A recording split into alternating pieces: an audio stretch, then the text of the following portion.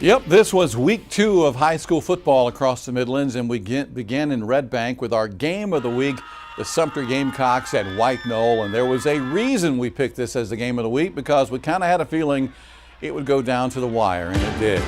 Timberwolves started off strong as Landon Sharp with the keeper. He breaks a tackle, then stiff arms the defender, runs for a big gain. That sets up a candidate for perhaps catch of the night. Sharp finds Caleb Geronini in the end zone for an impressive touchdown.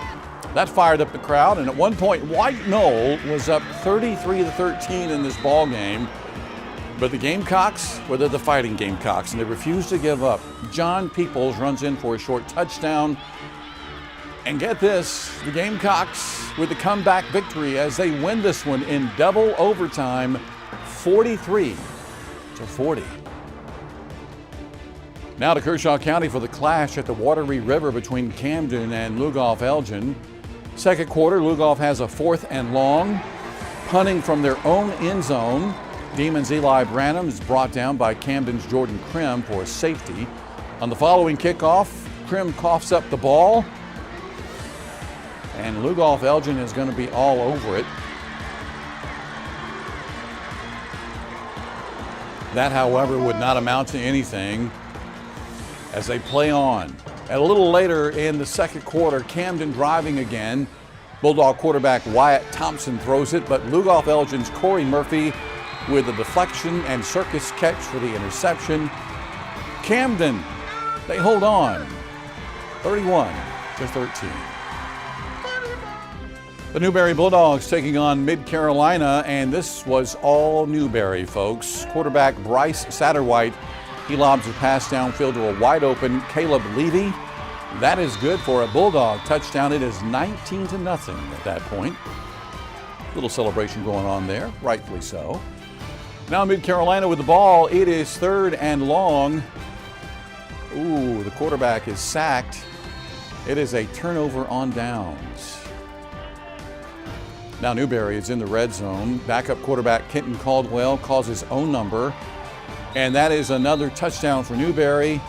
At halftime, folks, this was 26-0, and Newberry would roll to an impressive 43-0 victory.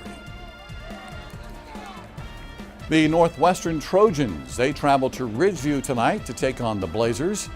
Those Blazers were down 14-6 when Trey Howard finds Kristen Jackson for a long Blazer touchdown. He runs it all the way in there. It is 17-13. That's when Finley Polk is going to find Jaden Nichols for the score. He runs it in. It is 24-13.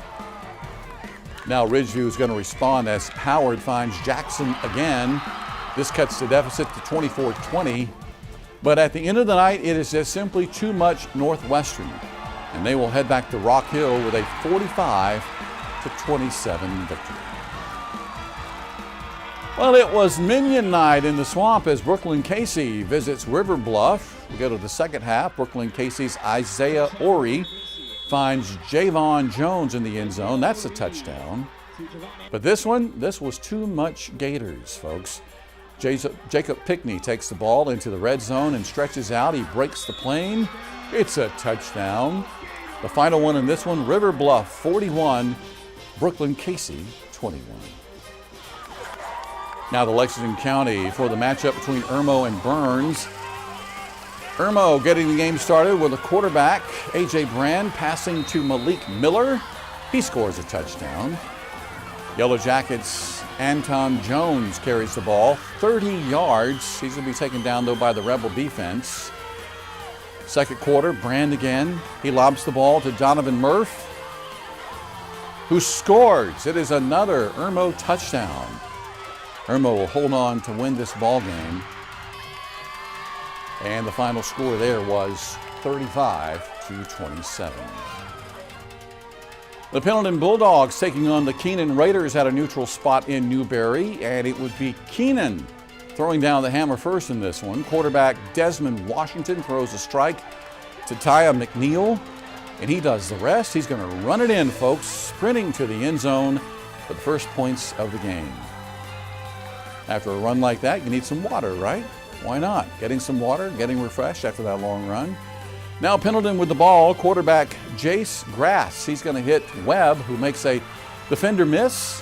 He's got a spin move there, and he's off. He will not be caught. Bulldogs in the red zone. The final in this one, Keenan loses to Pendleton 12-8. Tall task ahead of Pinewood. Andrew Turner, the quarterback. He's going to run one in. It is 7-0. Turner to Dalen Holt, 14-0.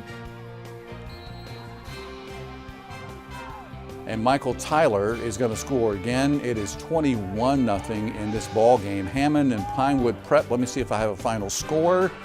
It is Hammond 48, Pinewood Prep 14.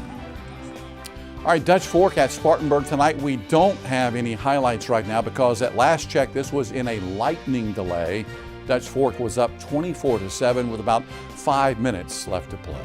All right, as we go to break, here's some other scores across the Midlands.